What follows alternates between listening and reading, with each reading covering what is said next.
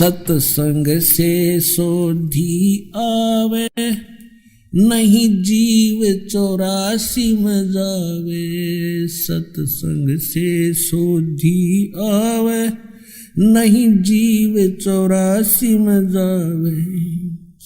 अब मेटो द्वेष और राग, हो राग या उम्र बतेरी जाली। अब मेटो द्वेष और राग, हो राग या उम्र बतेरी जाली। सतगुरुदेव की जय। बंदी छोड़ कबीर साहिब की जय। बंदी छोड़ गरीबदास जी महाराज जी की जय हो। स्वामी रामदेवानंद जी गुरु महाराज जी की जय हो। गरीब नमो नमो सतपुरुष को नमस्कार गुरु की नहीं। सुर नर मुनि जन साधुआं संतों सर्वस दे नहीं। सतगुरु साहेब संत सब डंडो तुम प्रणाम। आगे पीछे मध हुए तिनको जा कुर्बान। पुण्यात्मा, परमात्मा साकार है और एक स्थान पर विराजमान है, वो नर आकार है।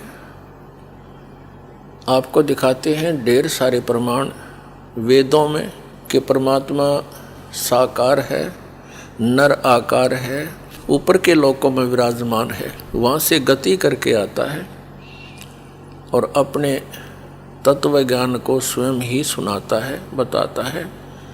कवियों की तरह वो आचरण करता है।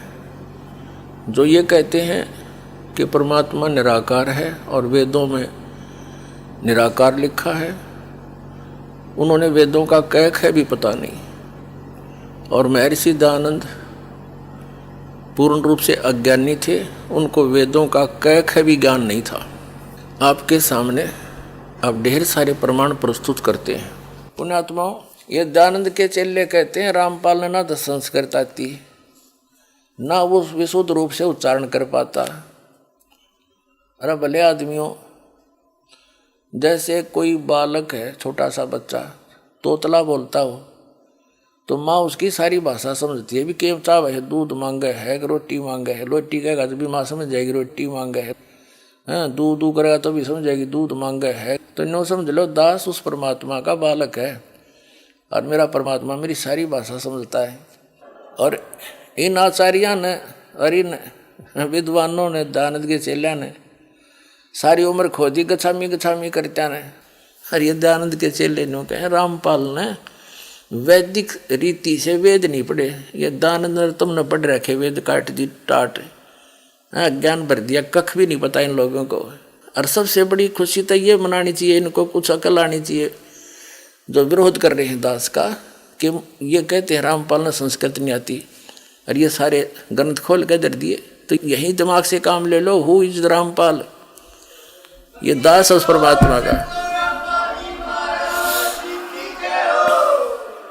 ये रामपाल दास उस परम पिता का, उस परमेश्वर कबीर देव का दास है। उसकी दी हुई बुद्धि से सब सद ग्रंथों को समझा है। कहते 9 मन सूत उड़ जिया, ये ऋषि रहे झकमार।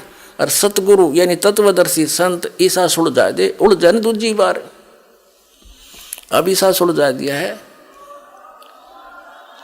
इस कलयुग में नहीं उड़ सकता अभी। अब ये थोड़े से दिन में ये ट्या ट्या करने वाले हैं ना विरोधी, सिर पटक कर बैठ जाएंगे। जनता इन्हें बोलने नहीं देगा। बच्चा बच्चा भी बस चुप हो जाओ, तेरे दिन सुन ली तुम्हारी ये बकवाद। अरे सामने प्रमाण दिखा रहा है, दास ने गला पड़ा लिया और जेल तक जा लिया इस सच्चाई को ऊपर लाने के लिए, और ये फिर भी बकवाद कर रहे हैं। इस दास ने तो न्यौछावर कर रखा है जीवन परमात्मा के लिए। परमात्मा के बच्चों तक इस तत्व ज्ञान को पहुंचा कर छोड़ूंगा, चाहे कुछ भी बीतो मेरे साथ।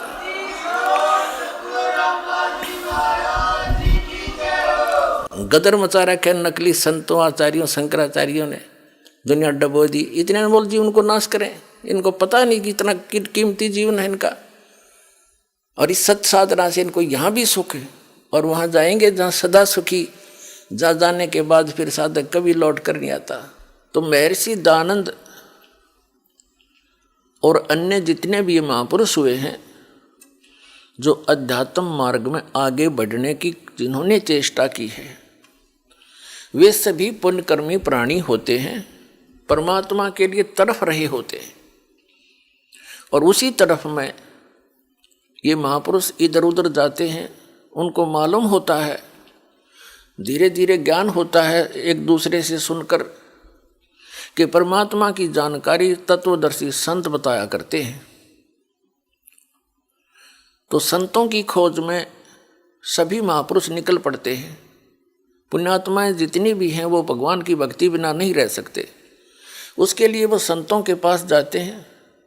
उनका सौभाग्य और दुर्भाग्य साथ होता है, उनको जैसे संत मिलते हैं वो उनको परम संत मानकर आश्रित हो जाते हैं, उनके द्वारा प्राप्त ज्ञान पर वो दृढ़ होकर लग जाते हैं।